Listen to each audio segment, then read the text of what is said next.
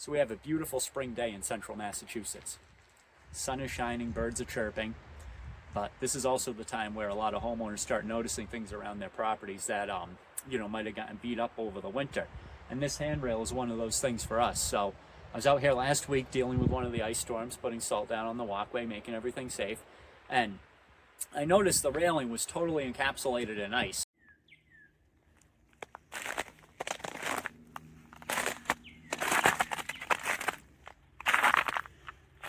Which I thought that was pretty interesting, so I took a little video of it, and when I was taking that video I noticed that there was a lot of rot on the handrail. See this big split in there? So that got me thinking about FHA, VA types loans that care about those sort of safety things and peeling paint and that sort of thing. So I decided to replace the handrail because it's not just about an FHA or VA loan. Replacing this handrail first and foremost will be additional safety for my kids, my family, anyone visiting our house. Replacing the handrail will help with liability if there's ever an issue. Replacing the handrail will help if I decide I want to sell the house, then it can qualify for FHA. Replacing the handrail is the responsible thing to do. Today I'm going to replace the handrail and talk a little bit about FHA, VA, USDA types of loans and programs, and also home inspectors and things like that. Liability during showings, marketability.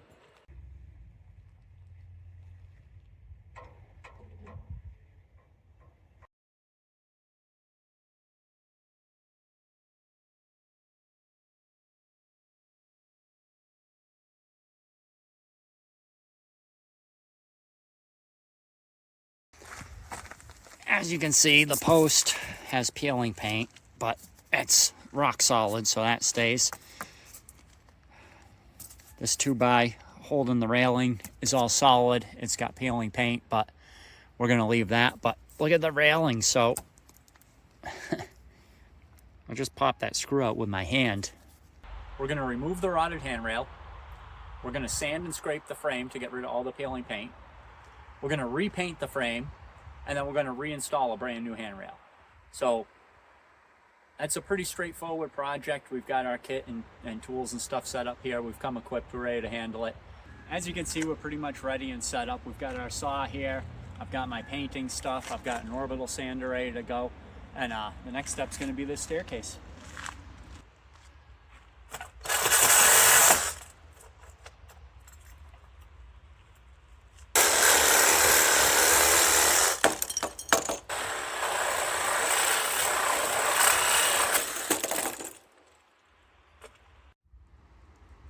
So as you can see, we got the old handrail off. Look at that. So look at that old handrail, how rotted that is. It's rotted right at that bracket.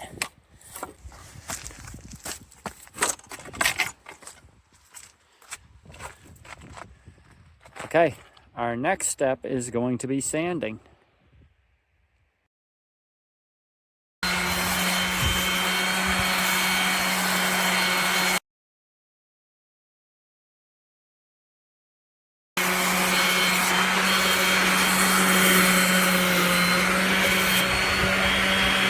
So we got everything sanded down, and as you can see, no more peeling paint. I'm gonna go grab the paint and put on my painting clothes, and then we're gonna get after it.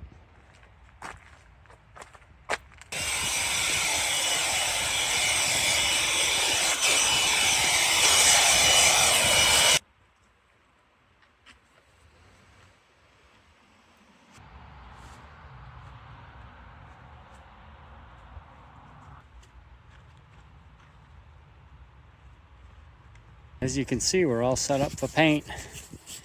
All blown off. We got our drop cloths down, our knee pad.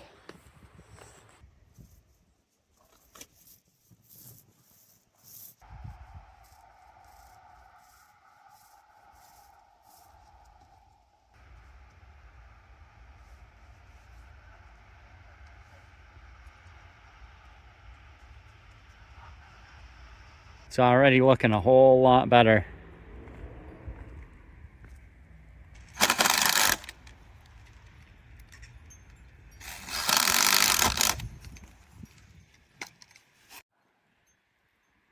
So we just finished up with the handrail brackets, got those back on. Next step's going to be cutting the handrail.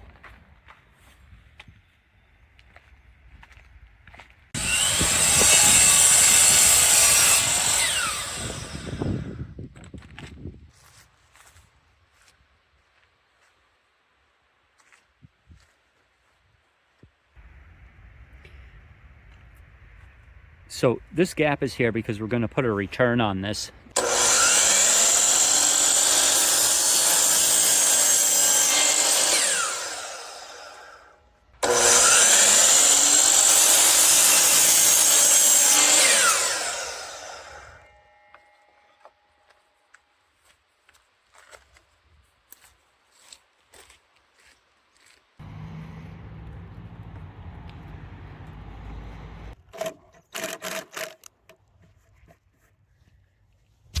So it's about 5 o'clock. We just finished up the handrail. It's all installed. It's safe. It's painted. It's good to go. Now we don't have to worry about it. So issues like this come up all the time in houses, especially after a hard New England winter. Loose, deteriorated, or missing handrails might not seem like a big deal, but they're actually considered a basic safety feature, and they're needed sometimes even to get a mortgage. Some loan programs like FHA and VA typically require them, and if they're missing or rotted, that can actually hold up your mortgage until they're reinstalled. Home inspectors flag them sometimes too at inspections. So, even outside of financing, details like this matter. When people walk up to a home, whether it's a guest, a buyer, or someone visiting during a showing, things like solid handrails and well-maintained entryways signal the property is being cared for.